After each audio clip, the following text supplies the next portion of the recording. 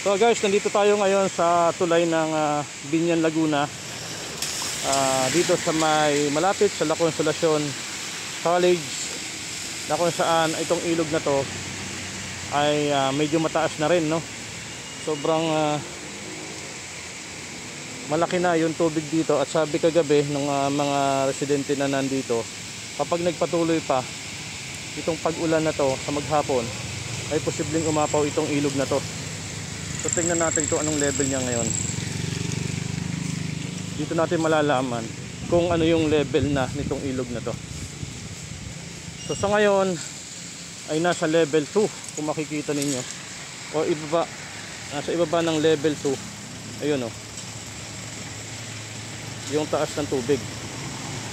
So ang sabi ng mga residente, kapag ganito raw na kalawak yung tubig na nakikita nila dito at hindi pa huminto yung pag-ulan, ay mabilis daw tumaas yan tubig na yan. Ayan. So kung mapapansin nyo guys, yung bakod na to, makikita nyo yung bakod na yan. So halos mataas pa sa tao yung bakod na yan. Ayan. Pero kapag umaapaw itong ilog na to, nakasampay dyan yung mga basura dyan sa bakod. So tingnan nyo naman guys kung gaano kataas yung tubig dito kapag umaapaw tong ilog na to. So ang dami ng basura doon, mga plastic bottle, di ba? So ito po yung ilog dito sa malapit sa La Consolacion College, nasakop ng Barangay Santo Tomas dito sa Binyan, Laguna. So yun yung kabila. So as of now, nasa 9:35 ang oras natin. So level 2 pa lang yung taas ng tubig dito. So hopefully hindi na umulan maghapon para tuluyan ng huminto yung ulan dito. Ayan, umaapaw. Di ba umaapaw to? Opo. Kapag ka Baywang. dito sa kalsada, ibig sabihin dyan sa pwesto mo, lagpas. Grabe, no? Tumaas. Dalawang bag dito darating eh. Kahapon, nandito na tubig. Umabot na dito ang tubig. Oo. Okay. Kaso bumaba. Bumaba na lang yan. Oo. Okay, taga rito ka? Opo. Yun lang. Naglilipat na kami. Baka bumaulit na. Oo nga eh. Sige, thank you ha. So yun. Paggabi pala ang tubig ay nandito na sa kalsada. Ayan o.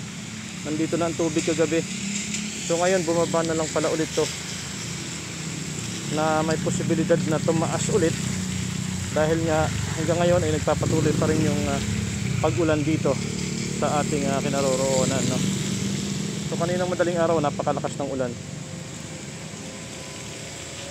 Ayun, no? Ang dami ng pinanggagalingan ng tubig na to. Ayan, salubungan para siyang intersection, meron doon. So nanggagaling yung tubig na yan diyan sa bandang itaas, pating Carmona, lahat dito bumabagsak. So yan, tingnan nyo naman kung gaano kataas yung bakod na yan, na umaapaw ang basura dyan kapag talagang napupuno ng tubig. So yun, sabi nga nung nakausap natin na taga rito, umaabot dito sa semento na to, yung tubig kagabi nandito na. So tama nga yung na i-share sa ating kahagabi na malalim na nga yung tubig. So sa ngayon hanggang dito na lang muna tayo mga bossing dahil papasok pa ako ng trabaho. Ayan. So yung mga malalapit dito sa ilog na to, ito ay bumabagsak papuntang De La Paz, San Vicente, diyan papuntang Malaban. Dito nanggagaling yung mga tubig na nagpapabaha sa mga lugar na yan. Alright.